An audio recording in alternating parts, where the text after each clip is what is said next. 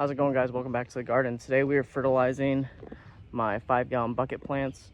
Right now I have roughly 18 of them.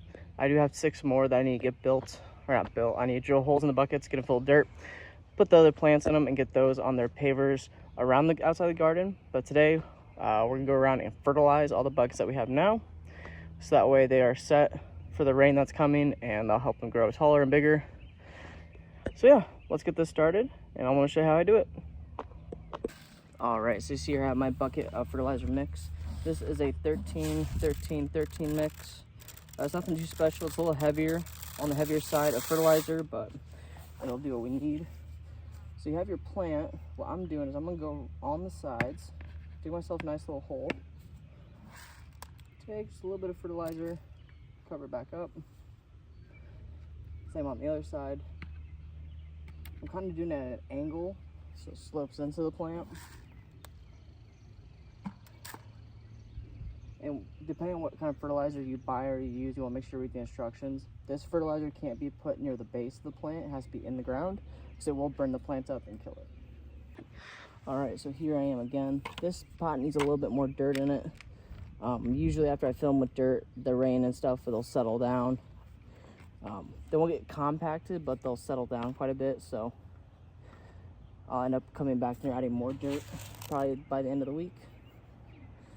Same thing as last. You can use your hand if you want. Anything to help get that fertilizer down to the bottom of the plant where the roots are is going to be your best option. All right, here we are with my squiggly guy. It's got a little bit of a bend in the stem. So what I'm going to do is I'm going to get a stick at some point and try to help straighten him out a little bit. But in the meantime, we're going to go ahead and fertilize him and get that all taken care of. Just going on the side at an angle. Well, these lily plants, you really don't need much fertilizer. The kind that I use will last up to, I think it's 9 months. So it only takes a little bit for one time and you're all set from there. And here is the next one. I believe these are all my cayenne peppers. I have a list in the house of where I have everything placed. And I do need to come out here and get everyone labeled up, so I'll be taking care of that here soon.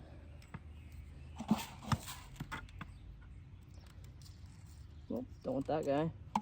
See, like that right there is what you try to avoid, all that fertilizer near the stem of the plant. So end up burning it up.